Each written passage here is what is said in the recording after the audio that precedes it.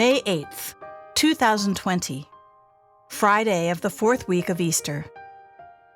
A reading from the Acts of the Apostles. When Paul came to Antioch in Pisidia, he said in the synagogue, "My brothers, children of the family of Abraham, and those others among you who are God-fearing, to us this word of salvation has been sent."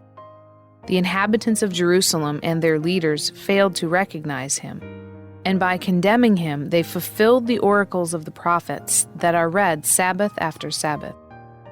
For even though they found no grounds for a death sentence, they asked Pilate to have him put to death.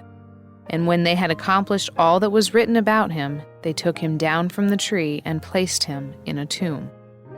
But God raised him from the dead, and for many days he appeared to those who had come up with him from Galilee to Jerusalem. These are now his witnesses before the people.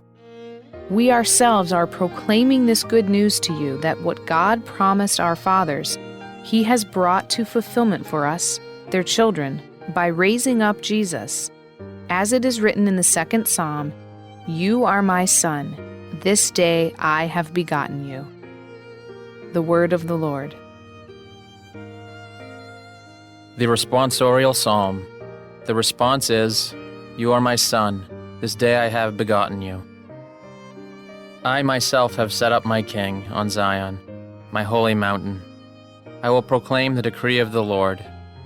The Lord said to me, "You are my son, this day I have begotten you." You are my son, this day I have begotten you. Ask of me, and I will give you the nations for an inheritance, and the ends of the earth for your possession. You shall rule them with an iron rod. You shall shatter them like an earthen dish. You are my son, this day I have begotten you. And now, O kings, give heed. Take warning, you rulers of the earth. Serve the Lord with fear, and rejoice before him. With trembling rejoice. You are my son, this day I have begotten you. A reading from the Holy Gospel according to John. Jesus said to his disciples, "Do not let your hearts be troubled. You have faith in God. Have faith also in me. In my Father's house there are many dwelling places. If there were not, would I have told you that I am going to prepare a place for you?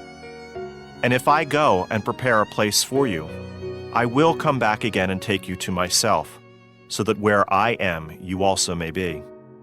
Where I am going, you know the way."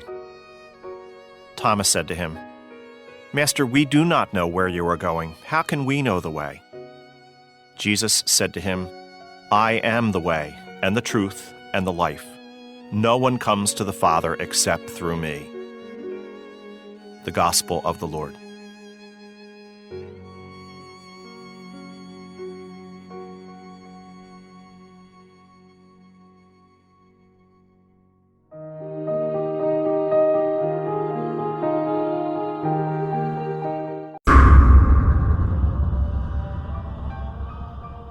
This is Catholic Daily Reflections for Friday of the fourth week of Easter. Today's reflection is entitled, Our Father's House. In my Father's house there are many dwelling places. If there were not, would I have told you that I am going to prepare a place for you? And if I go and prepare a place for you, I will come back again and take you to myself, so that where I am, you also may be.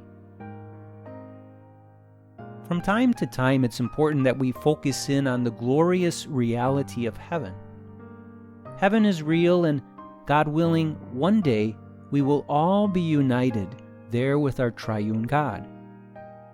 If we properly understood heaven, we'd long for it with a deep and burning love, and we'd look forward to it with a powerful desire, being filled with peace and joy every time we think of it.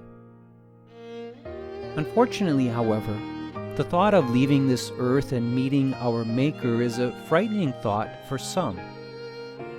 Perhaps it's the fear of the unknown, the realization that we will leave our loved ones behind, or possibly even a fear that heaven will not be our final resting place.